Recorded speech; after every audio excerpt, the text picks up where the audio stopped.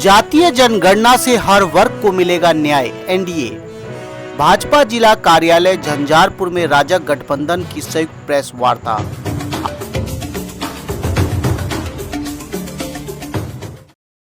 आप सभी को नमस्कार, मैं विष्णु सिंह। आप देख रहे हैं खबर आसपास। मालूम हो, प्रधानमंत्री कैबिनेट के द्वारा जातीय जनगणना को जैसे ही हरी झंडी मिली, पक्ष के साथ विपक्ष भी सरकार के इस फैसले पर एकजुट दिखाई दिया।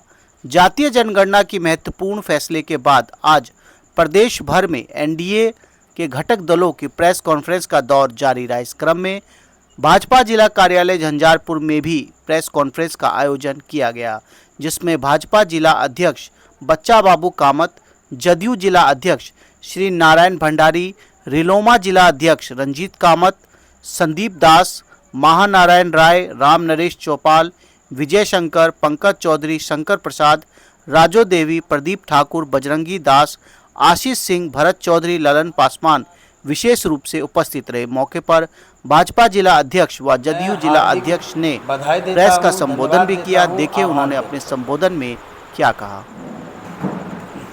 एनडीए की सरकार जो केंद्र में माननीय प्रधानमंत्री नरेंद्र मोदी जी की अगुवाई में चल रही है, उनके कैबिनेट के द्वारा एक ऐतिहासिक निर्णय लिया गया है।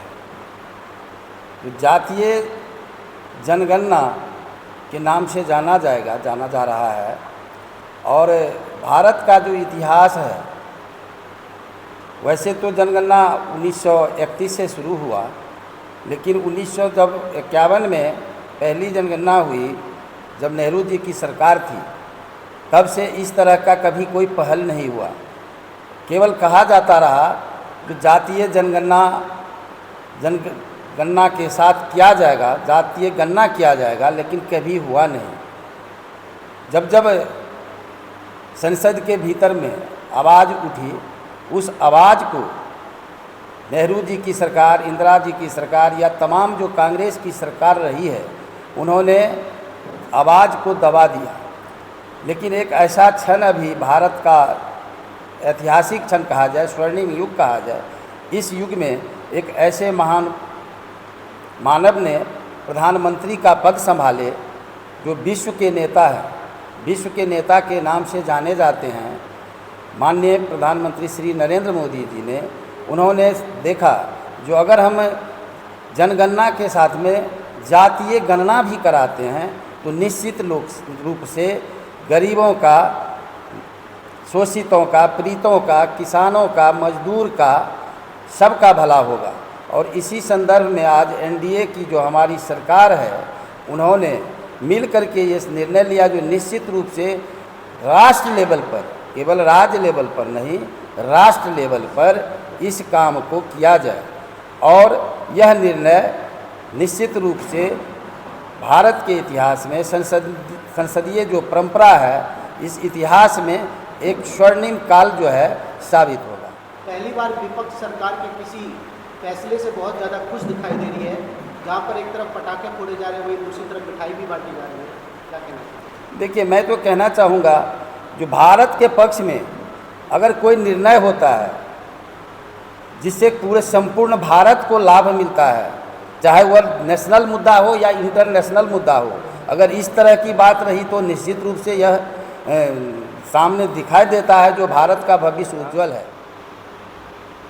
पूरे देश में जातीय जनगणना कराने की जो घोषणा की गई है, उसके संबंध में है। और आपने एक बहुत अच्छा सवाल किया, जो विपक्ष के लोग पटाखे फोड़ रहे हैं, तो मैं शुरू से आपको जानकारी देना चाहता हूँ जो जातीय जनगणना के बारे में वो कितने हिमायती रहे हैं और एनडीए के सरकार कितना हिमायती रही है। 1990 में जब एनडीए की सरकार थी, तो आज जो बिहार के माननीय मुख्यमंत्री हैं, उन्होंने जातीय जनगणना की आवाज़ संसद में उठाई थी। 2019 में जब यह प्रस्ताव जातीय जनगणना का बिहार में आया, और जिस सरकार के मुखिया माननीय नीतीश कुमार थे, वह भी सरकार एनडीए की थी, और 2020 में जब यह कानून बनकर के माननीय प्रधानमंत्री के पास प्रस्ताव गया, जो जातीय जनगणना बिहार में होगी और पूरे देश में यह जातीय जनगणना कराया जाए, तो उस समय में भी बिहार में एनडीए की सरकार थी। एनडीए के लोगों ने ही प्रधानमंत्री के पास ये प्रस्ताव रखा था, और ये लोग जो ढिंढोरा पीट रहे हैं, जो प्रधानमंत्री जी की नियत नहीं थी जो जातीय जनगणना नहीं कराया जाए, तो कोरोना का काल चल रहा था 2021 में, उन्होंने कभी जातीय जनगणना का विरोध नहीं किया। उन्होंने कहा जो भारत की स्थिति ऐसी है, जो यहाँ कोरोना के कारण अभी विपरीत परिस्थिति है, हम इस जातीय जनगणना को देश के स्तर पर कराने में सक्षम नहीं है। जो भी राज्य अपने संसाधन से सक्षम है वो अपनी जातीय जनगणना करा सकते हैं, और इसी के आधार पर माननीय मुख्यमंत्री ने जातीय जनगणना बिहार में कराया और उसका प्रकाशन भी कराया। ये हम नहीं कहते हैं, खास करके अभी इंडिया गठबंधन के जो लोग हैं, तेजस्वी यादव जो हैं, उन्होंने जातीय जनगणना का विरोध नहीं किया। जब सरकार में वो एक दल के रूप में शामिल थे तो उन्होंने विरोध नहीं किया। जब यहाँ के प्रतिनिधिमंडल प्रधानमंत्री से मिलने गए तो वो भी इनके साथ थे। अब आप बताइए, जो प्रस्ताव जिस समय में आया सरकार एनडीए की थी, जब मिलने गए प्रधानमंत्री से तो उन्होंने कहा अपने संसाधन से आप करा सकते हैं, कोरोना काल में मेरी स्थिति यह नहीं है जो इस भीषण समस्या को छोड़ करके हम जातीय जनगणना कराएंगे। तो उस समय में बीजेपी वाले भी, सभी लोग घटक दल इनके साथ थे, उन्होंने भी इस चीज को जायज समझा, तो उनका भी समर्थन प्राप्त था। और इस बीच में जब प्रधानमंत्री ने जातीय जनगणना की बात को मान ली है और पूरे देश में जातीय जनगणना कराने की बात हो रही है, तो ये कहाँ से सवाल आ गया जो पटाखे और मिठाई वो बांट रहे हैं? अगर वो पटाखा मिठाई सत्य होता, नकली नहीं होता, तो 15 बरस पति पत्नी की सरकार चली थी। वो अगर इतने हिमायती होते तो उस 15 बरस में इस जातीय जनगणना को कराते। ये राजीव गांधी जो आज, ये राहुल गांधी जो आज घूम रहे हैं और देश में बता रहे हैं जो मेरे दबाव से हुआ है, 1931 के बाद 50 वर्ष इनका शासन रहा कांग्रेस का। कहाँ चला गया था जातीय जनगणना? कहाँ था उनका संकल्प? आज यह क्यों दिग्भ्रमित है, उसके पीछे एक कारण है, मैं इसको स्पष्ट करना चाहता हूँ।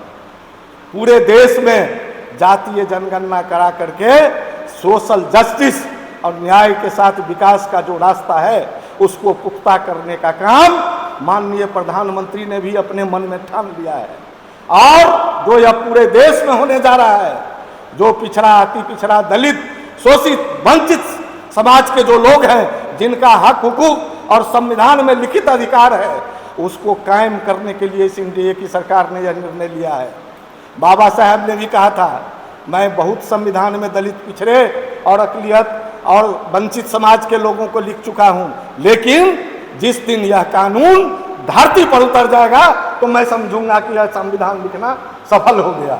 इस संविधान की जो भावना है, इस वंचित समाज के उत्थान की जो भावना है, उसको साकार करने के लिए एनडीए के जो हमारे रहनुमा यहाँ के यशस्वी प्रधानमंत्री हैं, उनका जो यह कदम उन्होंने उठाया है, हम सभी लोग, भारतवर्ष के लोगों को इस कदम का स्वागत करना चाहिए। न कि इसके बीच में पटाखा और झूठी मिठाई बांटना चाहिए, न कहना चाहिए जो मेरे दबाव में यह हो रहा है।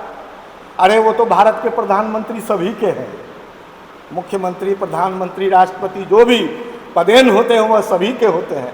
अगर वो अच्छा काम करते हैं, जनहित का काम करते हैं, सभी लोगों के हित के बारे में सोचते हैं, तो उनकी बड़ाई होनी चाहिए, उनका प्रशंसा होना चाहिए। नहीं कि सिर्फ विपक्ष का यह काम नहीं है जो झूठ मूठ का ढिंढोरा पीटना चाहिए। इन लोगों को तो ढिंढोरा पीटने का काम ही है, चारा घोटाला करेंगे, नौकरी के बदले में जमीन लेंगे, परिवारवाद को पुष्ट करेंगे और मिठाई रेवड़ी भी झूठ का बांटेंगे। तो इन लोगों को तो अब कुछ भी मुद्दा नहीं बचा है। 2025 का जो चुनाव आने वाला है अक्टूबर नवंबर में, उससे पीछे उन लोगों का भयक्रांत की भावना उजागर हो रही है। कोई मुद्दा नहीं मिल रहा है इस समाज, दलित, अकलियत और वंचित समाज के सामने में जाकर के वोट मांगने का। उनको कोई अधिकार नहीं है। जितना भी इस समाज को उठाने का काम एनडीए सरकार ने किया है और विकास का काम एनडीए सरकार ने किया है, आज तक वह इससे कई गुना वर्षों शासन में रहे हैं। आज तक इस देश की जनता सारा ड्रामा देख रही है, सारा इन लोगों का नाटक देख रही है। अब कहीं भी गुंजाइश नहीं है। अंत में आप लोगों के माध्यम से कहना चाहूँगा, 2025 फिर से नीतीश और 225 यह निश्चित है।